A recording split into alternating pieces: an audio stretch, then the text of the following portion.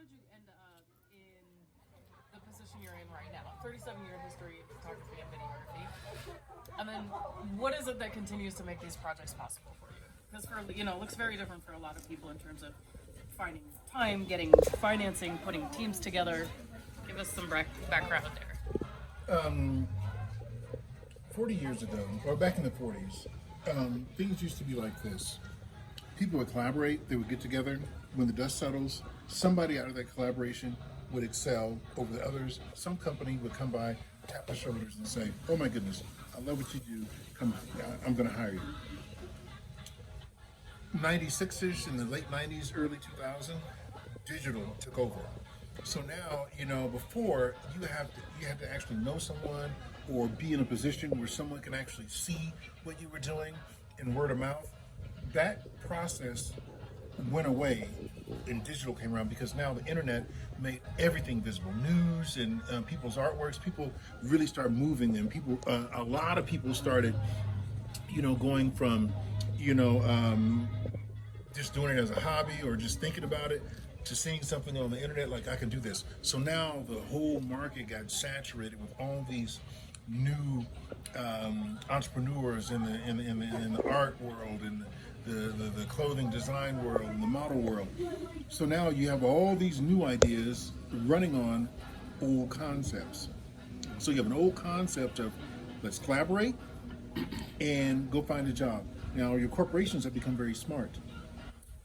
They have understood that these people work for exposure dollars. So now a lot of your companies will go out there and say, oh, you want some exposure? Come to me. And everybody is like, okay, you have to go out there and get some exposure to make it. So the exposure thing has went all the way up to the top of the food chain. There is nothing else out there. So I look at these 95% of these people out there working for exposure dollars, and I'm sitting there, look guys, I'm on the road 320 days a year. I'm everywhere. I talk to a lot of people. There's nothing up there. Whatever. So they're trying to sell how great they are. So in order to get great, they have to buy, they think, better equipment. It's going to give them a better image, which is going to give them an opportunity to make more dollars. And it never happens. It never happens. The model, if I just get this one look, somebody's going to notice me. Or if I just move to this city, Or if I just move to this city, New York, it's LA, it's New York, Dallas, it's somewhere else, one of the two. They're always thinking about if I can just get in front of the right people, it's going to happen. Exposure dollars, you cannot give something away for free and expect it to have value. You can't give it away. So here you have all these people working there, and I step back and I look at this. I'm like, okay, let me create a solution for this. Let me get all the clothes. Let me get all the models, and let me get the beautiful location, because all these guys are looking for it. And if I get this, all the models and all the photographers, they're going to come and love what I'm doing. So what happens is... Do you remember her question? Yeah. Okay. Sorry. Yeah. That's good. It's fair. Yeah. Making a So, and so, all these people are getting together, and I got all this equipment and stuff together, and they don't come. Until I realized that the reason that they are not coming is because they're not in it to be a model. It's self-gratification. The photographer normally he couldn't talk to women. This camera has given him the ability to attract women. So they're saying they're models. When I ask the model, well, who are you modeling for? I'm freelancing. To who? For what? Who's your clients? Photographers. Photographers are not paid. The corporations are. Photographers are broke. Why are you, so your portfolio, if someone was looking at your portfolio, what would they come in there and buy? All I see is implied nude and things like that in there. No corporation is looking for that, because that's what the photographers are telling them they need to do is get nude. Why? Because that's what they want. Maybe so who finances your project? So I'm getting to that. And thank you very much. You're welcome. And so, and I looked at that, I'm like, I can't deal with any of those guys.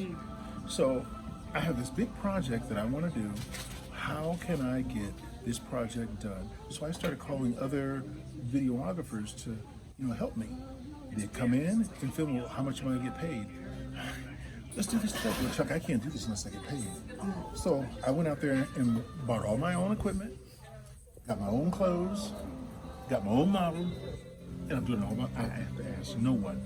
That's one way I finance, is because I don't have to go outside and outsource it, And number two, I stopped taking free people. I stopped doing TF, cut it off, and I tripled my prices. I charge $4,000 per individual, and I forced them to buy a year package, and I forced them to fly to me. Maybe not force. This is gonna go on social media, babe. Sweeten it up a little bit for me. I recommend that they. Okay. Sure. So they pay me $4,000, and then I go out and I do the, I find the locations, I find the jets, I find the cars, I have all the clothes.